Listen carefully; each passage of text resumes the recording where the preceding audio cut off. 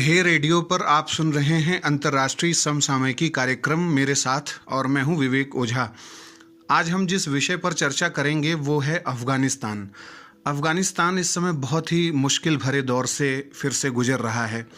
अभी रमज़ान का पवित्र महीना है और इस महीने में अफ़गानिस्तान के सैयद अल शुहादा गर्ल्स स्कूल की 50 निर्दोष स्कूली छात्राओं सहित 85 लोगों को तालिबान और कथित तौर पर आईएसआईएस ने मौत के घाट उतार दिया। इतनी बर्बर कार्यवाही इंसानों से तो नहीं हो सकती।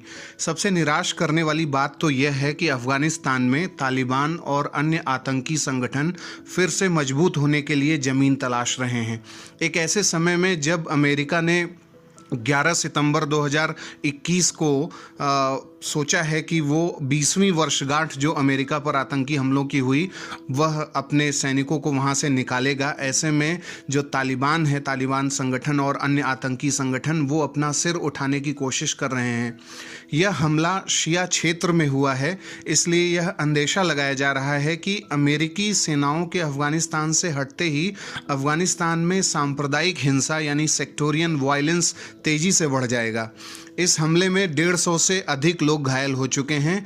3 बॉम्ब धमाके काबुल में किए गए और सबसे महत्वपूर्ण जो एक बात है वो ये है कि काबुल के जिस दस्त-ए-बारची क्षेत्र में यह धमाके हुए हैं वो शिया हजारा कम्युनिटी की भारी तादाद वाला क्षेत्र है। यानी यहाँ पर शिया हजारा कम्युनिटी रहती है और शिया हजारा के खिलाफ जो बर्बर कार्यवाही है तालिबान की, वो किसी से छुपी नहीं है।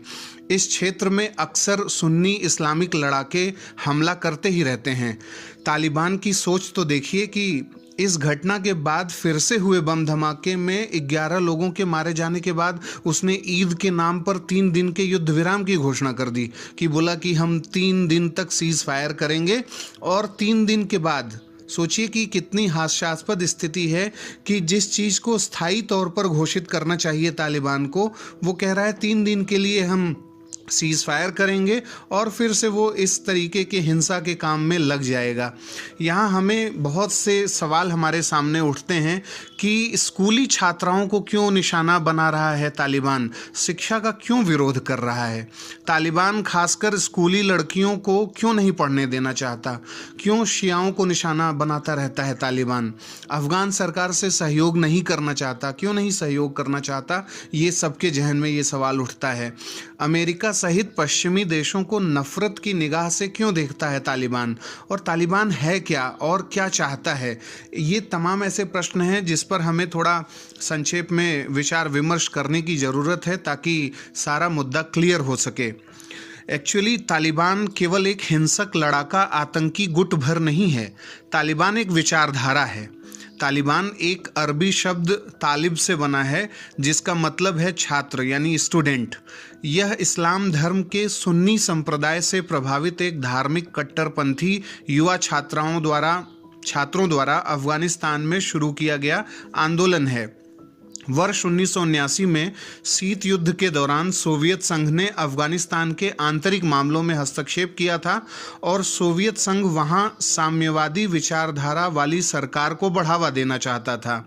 शीत युद्ध के दौरान अफ़गानिस्तान के राजा मोहम्मद शाह ने मॉस्को से व्यापक आर्थिक मदद लेकर सोवियत संघ से निकटतम संबंध भी स्थापित किए थे और 1973 में उसके चचेरे भाई मोहम्मद दाऊद ने उसे अपदस्थ कर वहां गणतंत्र की घोषणा की थी। और फिर 1978 में राज्य विप्लव जो वहाँ पे हुआ अफ़गानिस्तान में, उसमें मोहम्मद दाऊद की भी हत्या कर दी गई और फिर नूर तारकी ने वहाँ पर मार्क्सवादी शासन की स्थापना की। इसके चलते 1979 में तारकी को अफ़गानिस्तान में मौत की सज़ा सुनाई गई और हफीजुल्लाह अमीन राष्ट्रपति बने। यानी 1979 में ऐसा लगा कि कहीं अफ़गानिस्तान में जो एक इस्लामिक विचारधारा वाला देश है, धर्म प्रधान देश है, कहीं वो साम्यवाद वहाँ न बहुत तेज़ गति से फैल जाए और साम्यवाद का विरोध करने के लिए एक मुहिम चला। जो हफीजुल्लाह अमीन थे, इनकी दिसंबर 1979 में हत्या कर दी गई और अफ़गानिस्तान में मार्क्सवादी साम्यवादी विचारधारा का इस प्रकार का भीषण प्रतिकार देखकर सोवियत संघ ने अफगानिस्तान पर बड़े पैमाने पर हमला किया और वहां बाबरक करमल को राष्ट्रपति बनाया।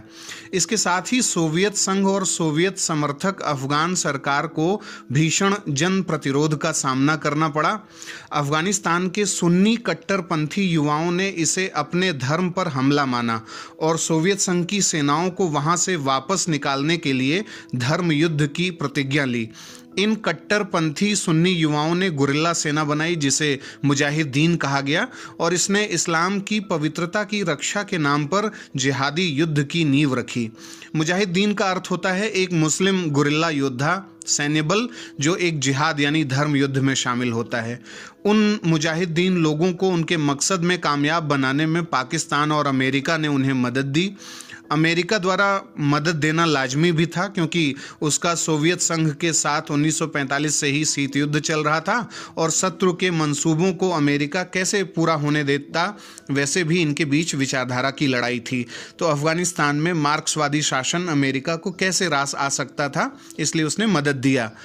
अफगानिस्तान में मुजाहिदीन की सेनाएं पुराने अस्त्र शस्त्रों से लैस थीं और इसी समय पाकिस्तान की मदद से वॉशिंगटन ने मुजाहिदीन की प्रतिरोधक क्षमता बढ़ाने के लिए रिफाइंड जो सोफिस्टिकेटेड वीपन्स हैं, अस्त्र शस्त्र हैं, उनकी आपूर्ति शुरू की। उसे वित्तीय स्तर पर भी मदद दिया, ट्रेनिंग के स्तर पर मदद दिया।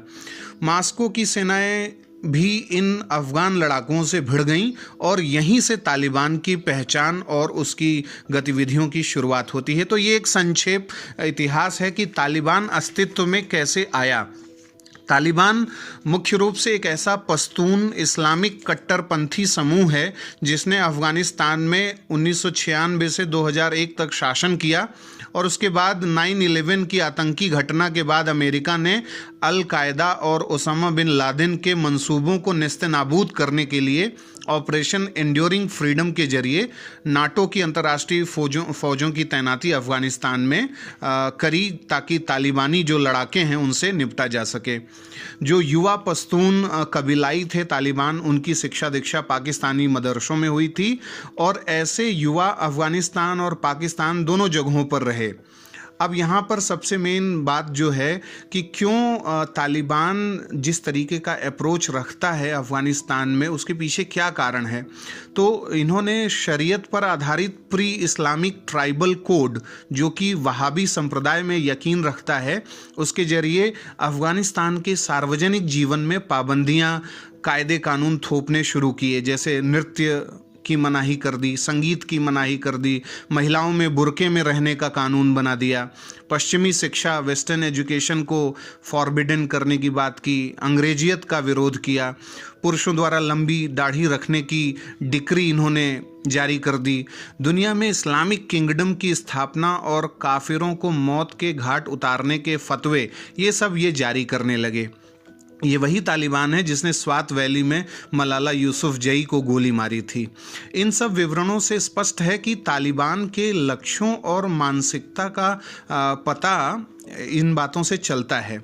इसकी कट्टर पुरातन सोच इसे वैश्विक शांति और सुरक्षा के लिए एक बड़ा खतरा बना देती है। जिस तरीके का इस्लामिक फंडामेंटलिज्म या इस्लामिक रेडिकलाइजेशन की राह पर तालिबान चलता है, उससे खासकर ये बहुत बड़ा खतरा बना है। इसीलिए दुनिया भर के देश, खासकर पश्चिमी देशों के लोकतांत्रिक सरकारों का सोचना है कि अगर अमेरिका का वर्ल्ड ट्रेड सेंटर और पेंटागन सुरक्षित नहीं है तो लंदन, पेरिस और हिंदुस्तान कैसे सुरक्षित रह सकता है। तालिबान एक विचारधारा के रूप में दुनिया के सभी महाद्वीपों में अपने पांव पसारते जा रहा है। नाइजीरिया का बोको हराम भी इसी मानसिकता से कहता है कि पश्चिमी शिक्षा निषिद्ध है, यानी वेस्टर्न एजुकेशन इज़ फॉरबिडन, स्कूली लड़कियों को पढ़ने का कोई हक नहीं है। सोमालिया का अल शबाब जैसा संगठन भी ऐसा ही तालिबानी विचार रखता है और उससे ऑक्सीजन प्राप्त कर रहा है। दुनिया के अलग अलग हिस्सों में ऐसे न जाने कितने ISIS जैसे आतंकी संगठन हैं जो तालिबान के पैन इस्लामिज़म यानी अखिल इस्लामवाद की स्थापना के लिए वहाबी संप्रदाय की मूल मान्यता के साथ जोड़कर कहते हैं कि इस्लाम खतरे में है, इस्लाम इज़ इन डेंजर, इस्लाम के प्यूरिफिकेशन की ज़रूरत है और इस्लाम को प्योर करने के लिए इस्लाम के लिए लड़ाई लड़नी पड़ेगी। इसीलिए ये दारुल हर्ब को दारुल इस्लाम में बदलने की बात करते हैं। अगर हम और इसका विश्लेषण करें तो एक बात समझ में आती है कि अगर पश्चिमी देश सहित भारत जैसे देश इस्लामिक देशों में लोकतांत्रिक सरकारों, लोकतांत्रिक मूल्यों की वकालत करेंगे तो इसे इस्लाम पर खतरा माना जाएगा, क्योंकि लोकतंत्र समानता, स्वतंत्रता, बंधुत्व, सहमति, मानव गरिमा, मानवाधिकार संरक्षण की बात करता है और महिला पुरुष को हर चीज़ के लिए चयन की आज़ादी देता है।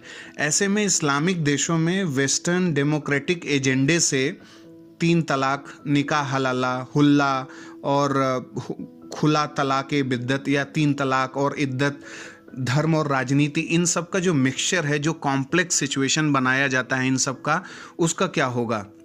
तो वेस्टर्न जो एजेंडा मतलब जो तालिबान है वो देखता है कि वेस्टर्न जो कंट्रीज़ हैं वो उसके खिलाफ एक कल्चरल एजेंडा चला रही हैं और उनके धर्म में, उनकी संस्कृति में, उनके समाज में वो इंटरवीन करने की कोशिश कर रही हैं। इसलिए वो अपने समाज को और अपने धर्म को, अपने भले ही ट्राइबल उनका सिस्टम है, उन सबको वो सुरक्षित करने की कोशिश करते हैं। इसीलिए कई बार दुनिया भर के देशों ने लगातार कोशिश की कि तालिबान के साथ शांति वार्ता हो जाए और तालिबान अफ़गानिस्तान के भविष्य को सुरक्षित करने में अपना योगदान दे या कम से कम शांतिपूर्ण तरीके से अपना सिस्टम चलाए। इसी बीच फरवरी में ही पिछले साल 2020 में अमेरिका और तालिबान के बीच में एक ऐतिहासिक शांति समझौता भी हुआ था और उसमें कहा गया था कि अमेरिका अफ़गानिस्तान से अपने 13,000 सैनिकों को हटाकर उसकी संख्या 8500 कर देगा। और इस समझौते में तालिबान ने भी कहा था कि अफ़गान जो जेल हैं उसमें बंद 5,000 तालिबान लड़ाकों को छोड़ दिया जाए, लेकिन बात नहीं बन पाई। तो मॉस्को मीटिंग हो या दोहा मीटिंग हो या फिर कतर में जो बैठकें हुई, अलग अलग जगहों पर अफ़गान शांति वार्ता हुई, लेकिन उसका कोई ठोस परिणाम अभी तक नहीं निकल रहा है। और अब अमेरिका जिस तरीके से आर्थिक संकट दुनिया भर में झेल रहा है या अन्य कोरोना वायरस के दौर में संकट झेल रहा है, तो वो अफ़गानिस्तान से अपने सेना की वापसी करना चाहता है। और इस वापसी के समय में अब यह लगने लगा है कि तालिबान फिर से कहीं अफ़गानिस्तान को एक जहन्नुम जैसा स्थान न बना दे। इसके लिए विश्व समुदाय को मजबूती से आगे आना होगा। और जिस दिन यह घटना काबुल में घटी, 3 बॉम्ब धमाके हुए, तो भारत के विदेश मंत्रालय ने ऑफिशियली प्रेस रिलीज जारी करके यह कहा कि अफ़गान युवाओं, अफ़गानी स्कूली छात्राओं की जो शिक्षा है उसके प्रति भारत अपना सरोकार रखता है कि उन्हें प्रॉपर शिक्षा मिलनी चाहिए, उनका विकास होना चाहिए और कोई भी आतंकी संगठन इस तरीके से उनके सार्वजनिक जीवन में, उनके निजी जीवन में दखल न डाल पाए। इसके लिए दुनिया के सभ्य कहे जाने वाले, लोकतांत्रिक कहे जाने वाले देशों को अपने जिम्मेदारियों से नहीं बचना चाहिए। अब बारी है आज के सवाल की। आपको बताना है कि अफ़गानिस्तान से जुड़े इस्तांबुल प्रोसेस में कितने सदस्य देश हैं और क्या भारत इसका सदस्य है। और अफ़गानिस्तान से जुड़ा 9वां हार्ट ऑफ एशिया कॉन्फ्रेंस हाल ही में किस देश में आयोजित हुआ था।